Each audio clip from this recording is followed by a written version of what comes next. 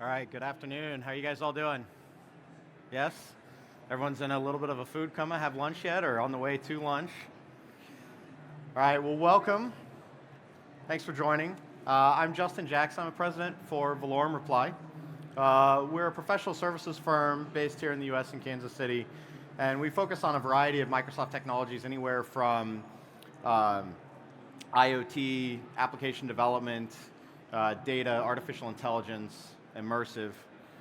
So we run a variety of different solutions at Valorum Reply. Today I'm going to give a talk on kind of what we see in the marketplace in marrying up a lot of our kind of core focuses that we take to market around IoT, both sensor data management, as well as some of the work we're doing in artificial intelligence and some of the work that we're doing in the immersive space, so things like HoloLens, Magic Leap, Oculus, etc. So just kind of real quick, give a little bit of,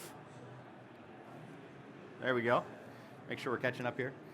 So first off, kind of cover off on some of the kind of nomenclature. I'm assuming most everyone now is kind of familiar with Internet of Things, artificial intelligence. I'm going to give a little bit of kind of what we're looking at in the digital twin space, and we'll spend some time talking through this. So really a digital twin is taking a digital representation of some physical object. That could be a really small object, it could be a small component, something that's being built, or it could be a really large object. Think an entire plant or an entire campus. But taking a 3D digital model of that physical object. Now, in some cases, you might just stop at, hey, I've got the 3D model, so I might be looking at it just to do some prototyping or design. What I'm going to spend some time on talking about today is use cases where we actually see taking that digital twin, but then taking things like IoT sensors and being able to marry that up, and what are some of the creative kind of business concepts that we're seeing when we start to marry all those things together. If you look at the market in general, IoT has kind of had a groundswell for some time. Putting sensors on things is nothing new, but specifically taking and marrying that data up in the immersive space and creating these digital twins is something that has been fairly recent. You're starting to get device footprints where you've got enough connectivity and you've got enough horsepower on a device where I can actually render that 3D model. And if you look at some of the studies that have been doing, Gartner includes digital twins as one of their real emerging pieces here for 2019. Now the thing that's kind of interesting is if you look at it today, there's really only about 5% of the companies that are out there today that are actually doing anything really active in the digital twin space. But Gartner predicts that over the next 2 years, 50% of the large industrial companies throughout the world will actually have heavy investment in the digital twin space. So taking those 3D models and those 3D assets and marrying those up with sensor data and making decisions, making business decisions off of that. So there's a big space to go from such a small penetration to 50% in the next 2 years. Now, it makes sense when you think about it. If you think about all the different types of things that have been coming online and sensors that have been out there for a while that are collecting data and all that data that's being out there, we've talked to a ton of customers that have had sensors out in either on the plant floor or on devices, smart homes, etc. For some time now. And if you look at kind of what this is looking like, here's some high-level stats. You've got things like my personal sensors that are on the body, a smartwatch, fitness tracker, etc., generating data. Smart homes where we're controlling device footprints and everything else. There's a massive, massive amount of things that are coming on.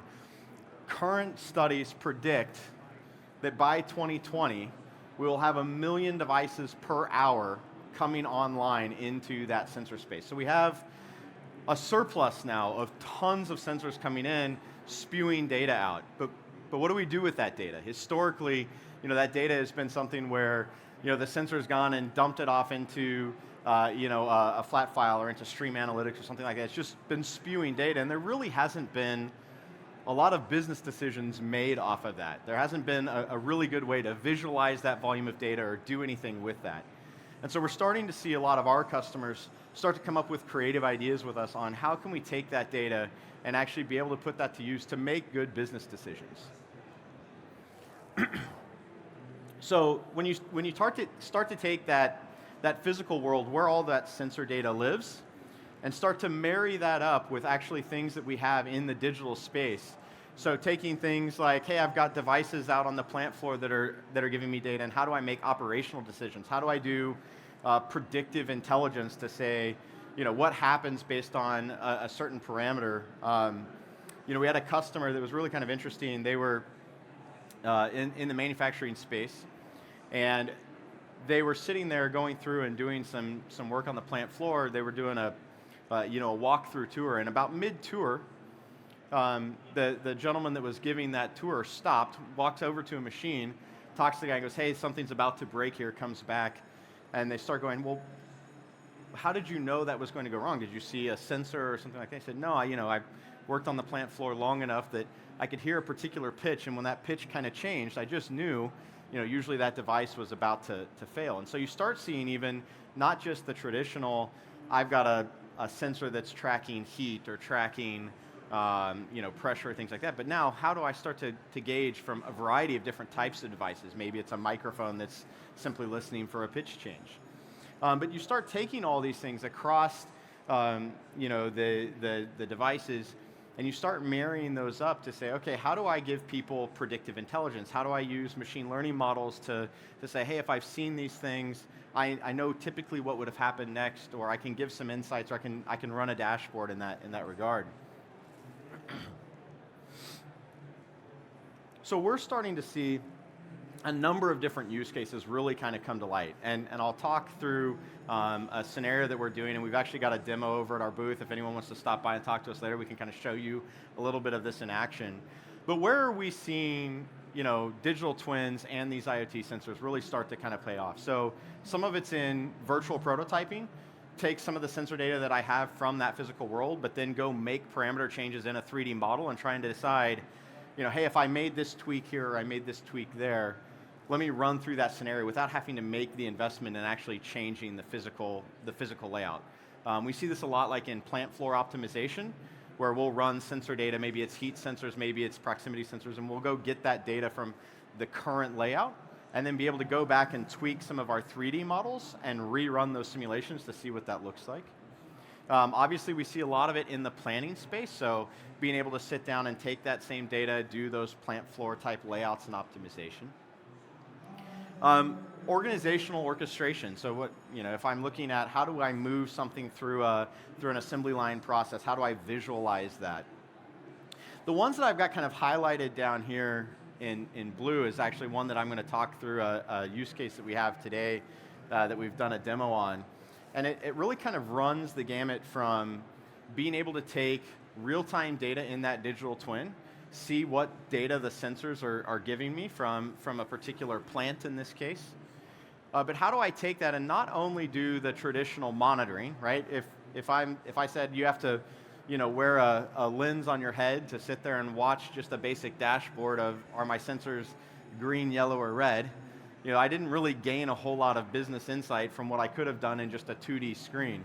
But how do I take that now and be able to visualize it in context around the plant facility? But then what do I do next? So now if I see that a sensor has said there's a challenge or an issue, how do I actually arm the person that has to go out and work on that particular device? How do I give them the ability to understand how do I do repairs? How do I focus and fix those issues? So we kind of go not just from the traditional, let me take the sensor data and monitor, which has kind of been the traditional use case, but how do I take that and actually expand it so that I can drive action and I can educate the plant floor workers so that I don't have to do as much upfront training. I can actually give people kind of the step-by-step guidance on how to work on those things.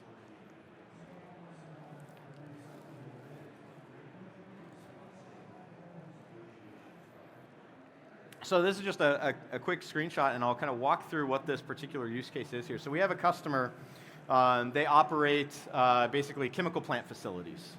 So they've had sensors forever in these plants. That's nothing new. They've got sensors that track everything from environment variables, temperature, ambient temperature, humidity, barometric pressure, et cetera, but then also sensors that are sitting on the devices themselves, so pressure gauges, et cetera.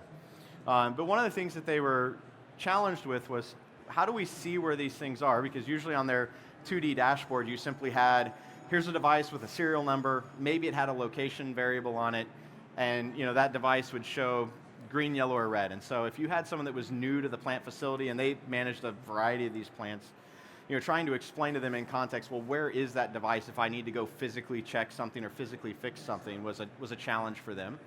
So they wanted to first be able to just simply visualize all that sensor data within. But then they had situations where they said, well, once the sensor actually tells us something, oftentimes we need to take action. So someone needs to go physically show up, and maybe they need to do a device replacement. If it's a pressure gauge, they need to go actually inspect if the pressure dropped all of a sudden, was there actually a leak in a pipe or something along those lines. So they needed to go out and take action. And one of the things that they were challenged with was they had such a variety of these devices throughout the plant. Oftentimes, if they had a new technician that was working there, or someone that was from one side of the plant to the other, there wasn't always that expertise. And so oftentimes, when someone would have to on one of those sensors, they carry with them kind of the 3-ring binder of details of, like, here's the common problems once you get out there, here's the step-by-step guidance of how to go fix those things. And so we worked with them on a scenario where we could go by and see all of the devices at a glance, the key devices. We could do some filtering to say which devices did I care about, show me only ones that are in a failed state, show me any ones that are in a warning state, but be able to give all this detail in kind of what we call a dollhouse view. So take the entire plant, bring it down to size. We could scale that plant up to a 1-to-1 ratio, so we could see the entire thing and physically walk through it without actually being in the plant itself. We've talked with them about doing some spatial anchors, so wayfinding. Like if I'm not really sure where that device sensor is, I know where that device sensor is in my digital twin model. So be able to give me the green line on the ground, so to speak, that directs me to exactly where that device is. But then we took it a step further and said, okay, how do we take that and actually give your field technicians the ability to go through and take action? How do we show them, how do we arm them with the knowledge to get through that? And so if you look, make sure I'm pointing in the right direction. Once these sensors came up and gave us an error, we could actually go instruct the field technician. When they would walk up to the device, there was basically a little QR code over the top of each of the device sensors out in the plant. And when they walked up, the HoloLens could actually recognize that QR sensor, make sure that they were, in fact, at the right place, looking at the right device that was failed. And then we could actually bring up a 3D model of just the device itself. So now we've gone from showing them a 3D model of the entire plant to just showing them a 3D model of the physical device that had an issue, and actually walk them through the troubleshooting and repair process and everything else. So we could actually give them real-world guidance. Now, you can obviously then look at other ways that you could extend that. Maybe you wanted to say, hey, once they get there, if they've tried doing all those step-by-step troubleshooting and they can't figure out what's wrong, be able to do kind of bring in a remote expert, so that that plant didn't have to staff as many kind of high-level senior experts at each of the plant. They could deal with it with a much lower cost of maintenance while still providing that expertise. So how do you structure all these things? How do you build all this stuff? How do you go from, I've got this big 3D model that looks cool, to something that's actionable? So we used, in this case, a concept called Azure Digital Twins. Azure Digital Twins simply gives me a model programmatically where I can define a hierarchy of physical spaces that I can map then inside of my code to my digital models. So oftentimes, we're working with a customer right now as an example where they already had building engineers that were designing their new plant that they were going to roll out. That person had built a CAD file. We had a great 3D model. The problem was that 3D model, if I wanted to go drop sensors and I said, hey, I know that sensor is in plant 1, 2, 3, it's on the second floor, it's in the west wing, it's in this room on this piece of equipment, I could tell that in IoT Hub. I knew where that sensor was. But trying to then take that sensor and map it into the 3D model that the building engineers had, could prove really, could prove really challenging. So with inside the digital twin model in Azure, I can create these hierarchies.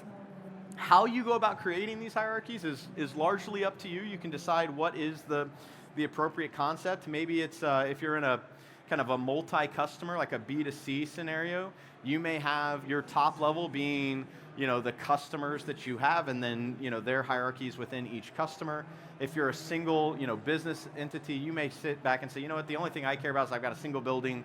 Within that single building, I've got floors, rooms, north, south, east, west, etc. But so what we go through in here is we take that logical representation of the floor space, and we can map that both to our IoT devices that we have, where we're using metadata tagging to say this device is in, let's say maybe this device is in focus room 1A01, and I know where that would be hierarchically.